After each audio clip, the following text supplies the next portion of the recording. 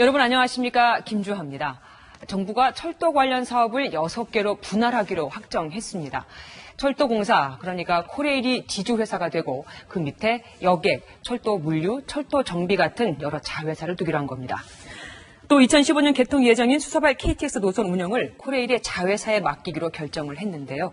그렇지만 반발도 만만치 않습니다. 지난 정권에서 추진해왔던 이 민영화의 포석이 아니냐는 거죠. 여러분은 어떻게 생각하십니까? 국토교통부 철도산업팀 배석준 서기관, 그리고 전국철도노동조합 철도정책연구팀 박훈수 팀장 모시고 이야기 나눠보도록 하겠습니다. 자, 안녕하십니까? 안녕하십니까. 반갑습니다. 예. 두 분 서로 인사 나누시고요. 예, 안녕하세요. 반갑습니다. 네. 자, 먼저 국토부 배 서기관님께 제가 좀 여쭤보겠습니다. 국토부가 철도공사의 구조적인 한계 때문에 지주회사 체제를 도입하겠다고 말을 했거든요. 그 구조적 한계라는 게 도대체 뭡니까? 저희가 그 철도 산업의 경쟁력을 높이고자 하는 시도는 사실 최근이 아니라 80년대, 90년대 이후부터 시작을 해온 거였습니다. 2005년도 이후에 저희가 한번 4조 5천억 정도 지원하고 있었는데 이게 부채가 계속 누적되더란 말입니다. 부채 규모도 규모지만 지금 한 15조 원 정도 되는데요. 부채 증가 속도가 너무 빨리 진행되고 있습니다. 예. 그리고 이제 최근에 이제 용산 역세권 개발 사업이 무산됐지 않습니까? 네네. 그러다 보니까 자본이 대폭 감소돼가지고 현재 유동성 위기를 겪고 있는 상황입니다. 이런 여러 가지 사정들이 있다 보니까 철도 노선은 계속 증가되고 있음에도 불구하고 일자리도 줄어들게 되는 거고요. 그래서 저희가 이제 원인을 분석을 해보면은 현재 철도공사가 서비스 특성이나 가격 구조가 전혀 다른 것들도 통합해서 운영되고 있다. 구조적인 문제로 보고 있는 거죠. 그래서 이번에 철도 산업 발전 방안을 마련하게 됐습니다. 예. 자, 이번에는 철도노조 박 팀장님께 여쭤보겠습니다. 예, 팀장님. 정부 방침을 다 들으셨죠, 미리? 예, 들었습니다. 예, 거기에 반대하는 이유는 뭡니까? 예, 정부가 코레일의 비효율, 방만 경영 적자를 얘기하고 있는데요. 네네. 보다 심각하게는 지금 코레일 철도공사가 갖고 있는 적자의 근본적인 원인이 무엇인지 밝혀야 되거든요. 네네. 그래서 지금 쌓여진 적자 같은 경우에는 일단 정부의 정책 실패로 인한 적자도 상당하고요. 고속철도 건설 부채를 갚지 못한다고 하지만 고속철도 건설 부채 같은 경우도 애초에 상정된 건설비라든지 공기가 훨씬 늘어났거든요. 정책 실패로 인해서요.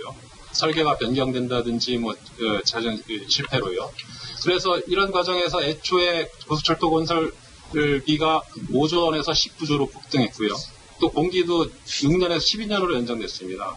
현재 철도가 갖고 있는 적자들이 사실상 정부의 정책 실패로 인해서 불거진 적자들이 많고요. 네. 또 불가피하게 철도가 공적인 역할을 수행하면서 어쩔 수 없이 발생시킬 수 있는 적자들이 있는데 이런 것들에 대한 제대로 된 지원이 없었던 측면이 있죠. 그래서 무정권적으로 적자가 많기 때문에 이것이 비효율이고 방만 경영이다라고 하는 게 아니라 그 적자를 발생시켰던 원인이 무엇인지 분석을 해야 되고요.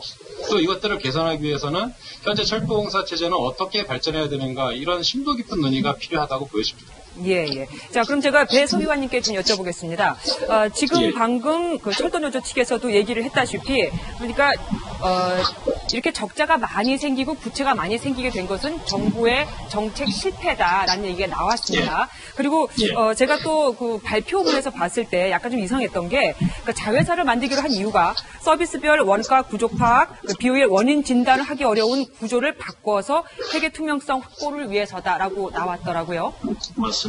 예. 그러면은 그 말에 따르면은 비효율의 원인도 지금까지 국토부에서는 몰랐다는 얘기입니까?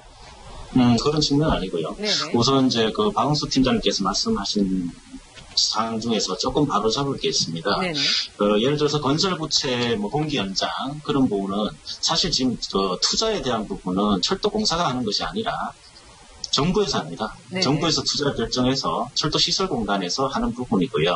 그 부분은 운영하고 전혀 좀 차이가 있다는 걸 좀 말씀을 드리고 제가 말씀드린 부채나 적자 문제는 운영 부분의 부채나 적자를 말씀드린 부분이었습니다. 매년 정부에서 철도공사에 지원하는 예산이 한 5천억 정도 규모가 됩니다. 네, 지금 우리 서기관님께서 이게 건설 부채 부분은 다른 부분이고 이제 철도공사의 운영 부채가 문제다라고 말씀하셨는데, 그렇죠.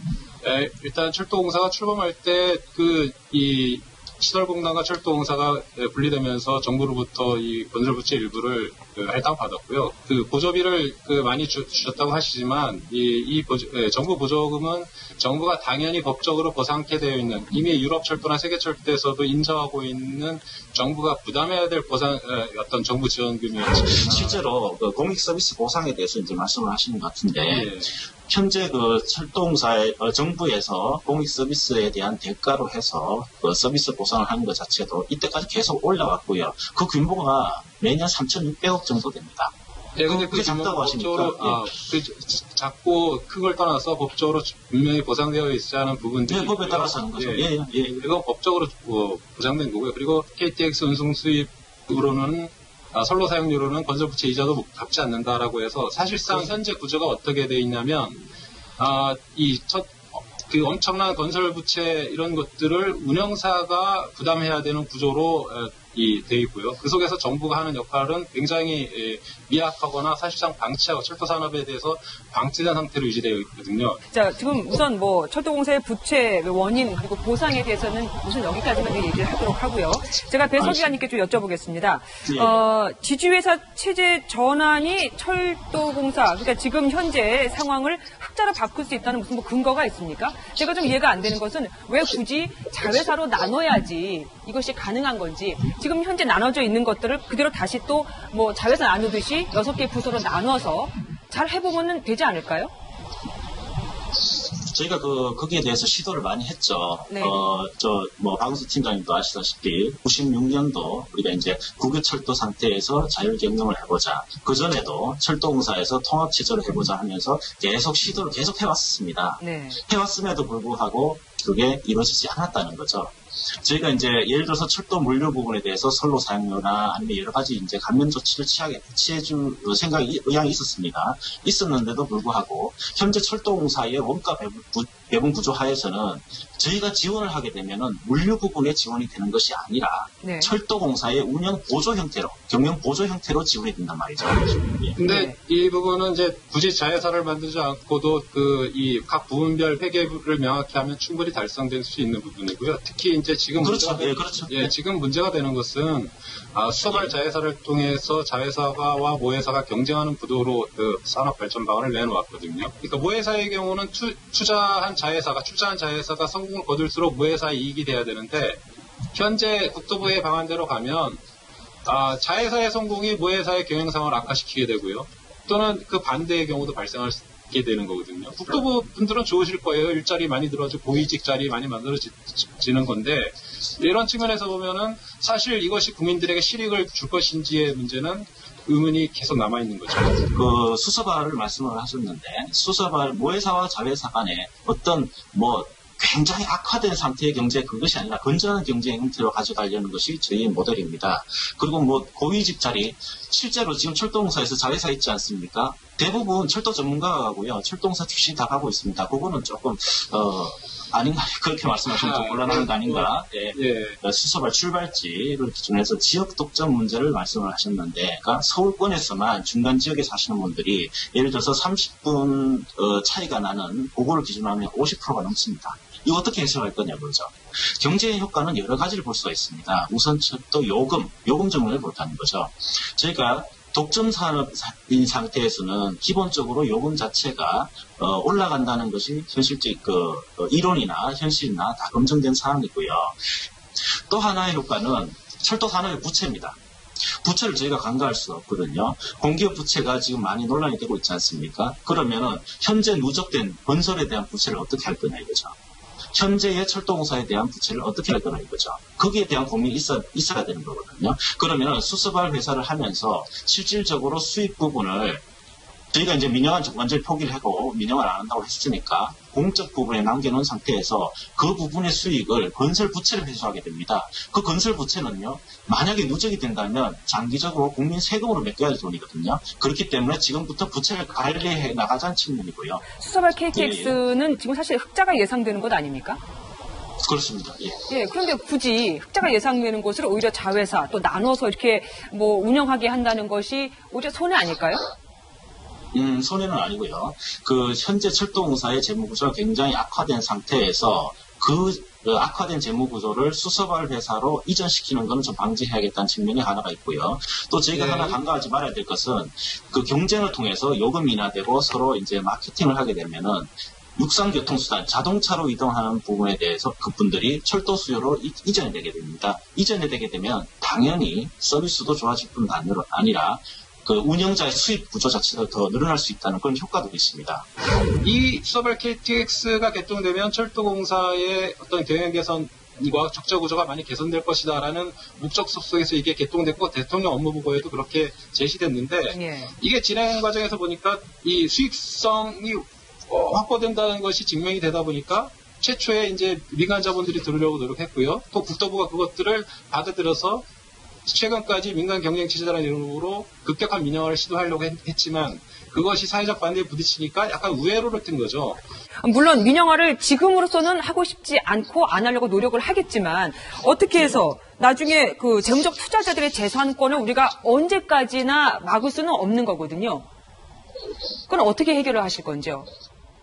예. 우선 이런 얘기들이 있습니다. 예를 들어서 수서발 회사에 대해서 30%는 철도공사가 이제 출자를 하고 70%에 대해서는 이제 연기금 등 공적 자금이 들어오는데 70%를 이제 민간에 매각할 것이 아니냐 그런 우려를 말씀을 하시는 것 같은데요. 네네. 우선 저희가 그럴 계획 자체가 없고요. 그거를 정말 명확하게 저희 규정을 할 겁니다. 예를 들어서 뭐 규제 장치를 더 주는 거죠. 첫 번째로는 저희가 운송 사업을 하게 되면 면허를 발급하게 됩니다. 면허의 조건을 붙일 수가 있고요. 법에 따라서 면허의 조건에 지분 구조를 변경할 때는 정부의 성의를 얻도록 하나 둘 예정이고요. 또 하나는 저희가 실질적으로 이제 투자자를 유치하게 되면 주주협약이나 정관 이런 것들 다 만들지 않습니까? 거기에 명확하게 근거를 마련할 예정입니다.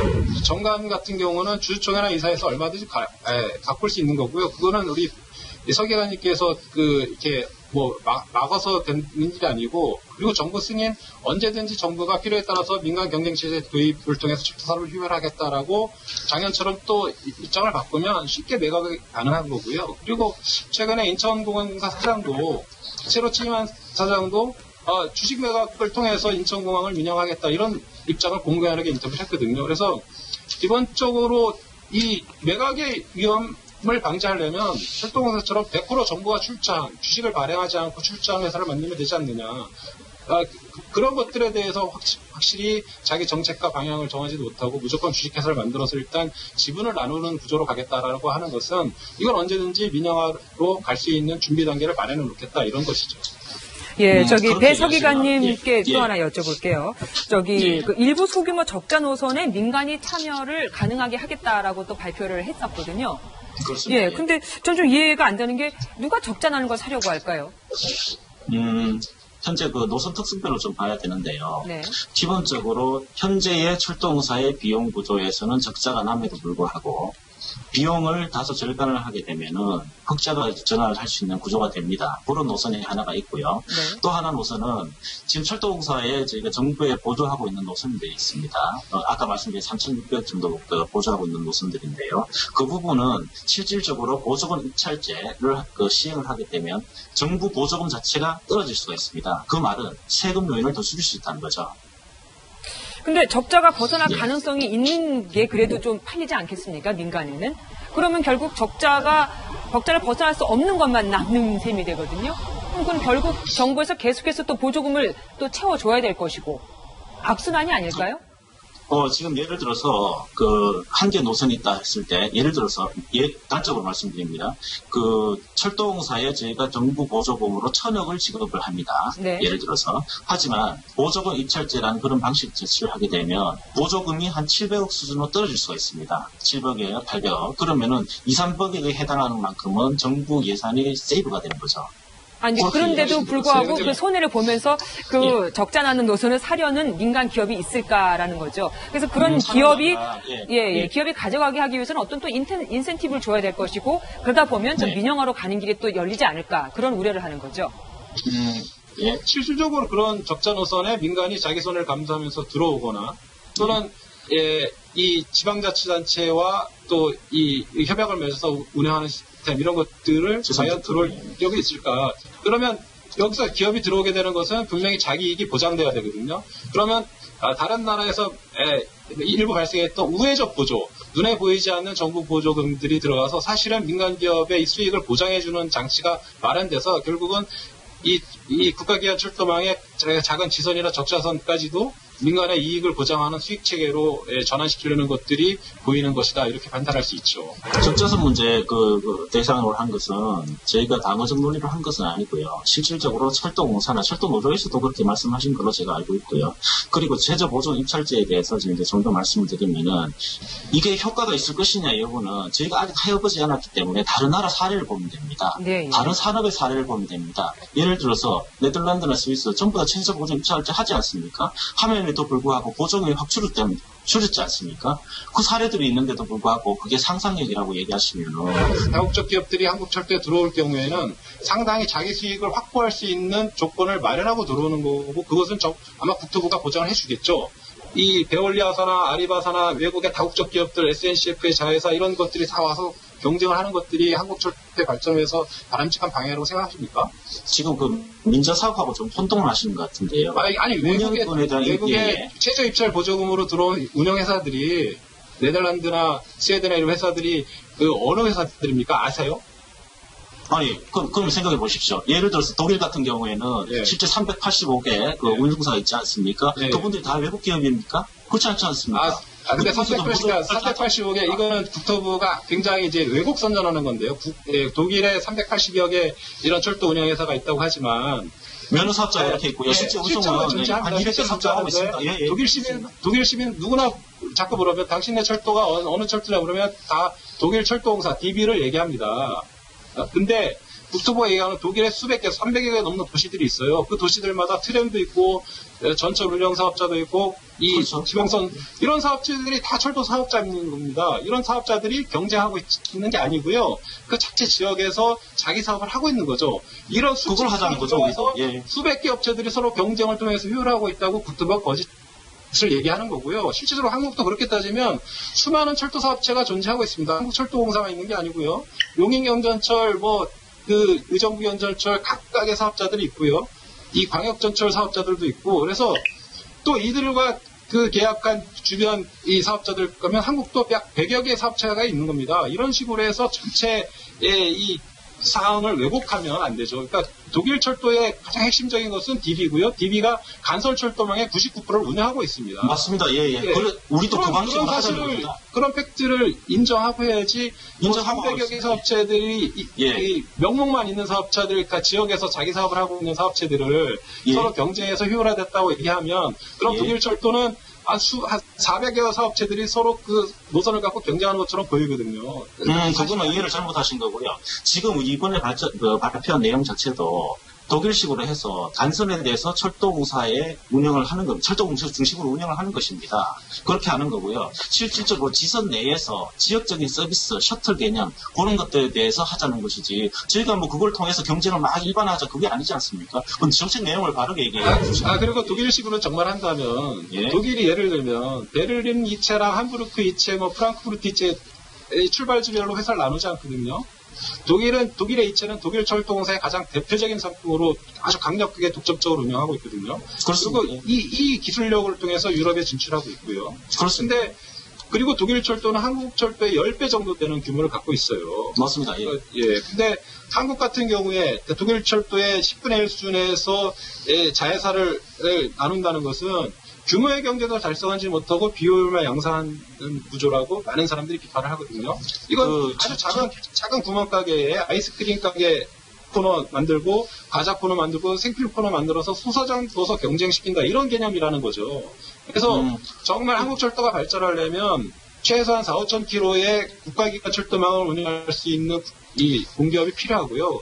그 효율성을 토대로 해서 철도산이 발전할 수 있는 길을 마련해야지 여기서 수익이 난다고 이걸 쪼개서 하면 그 쪼개는 만큼 비율과 적자가 사실 더 많이 양산되고 사회적 부담은 가중돼요. 수습을 통해서 뭐 중복 비용이 맞느냐 그렇지 않습니다. 실질적으로 그거는 좀 오해실 것 같고요.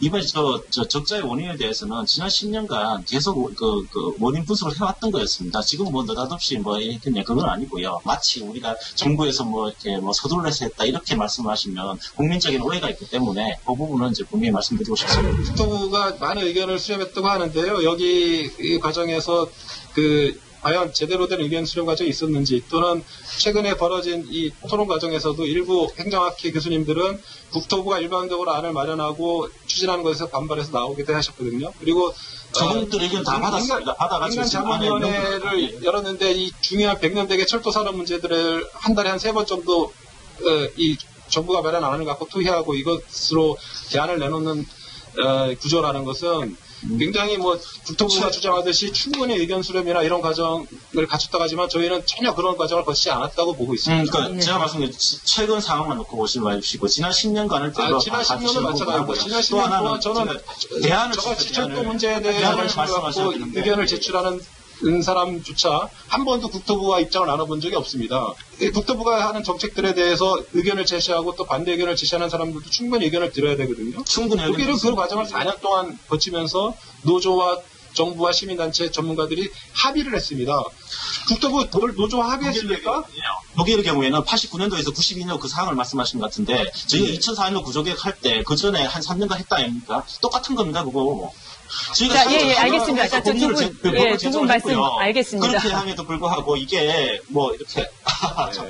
알겠습니다. 저희가 다시 또 시간을 내서 여러분 두 분을 모시도록 하겠습니다. 그렇게 해주십시오. 오늘 말씀 감사합니다, 두 분. 네, 고맙습니다.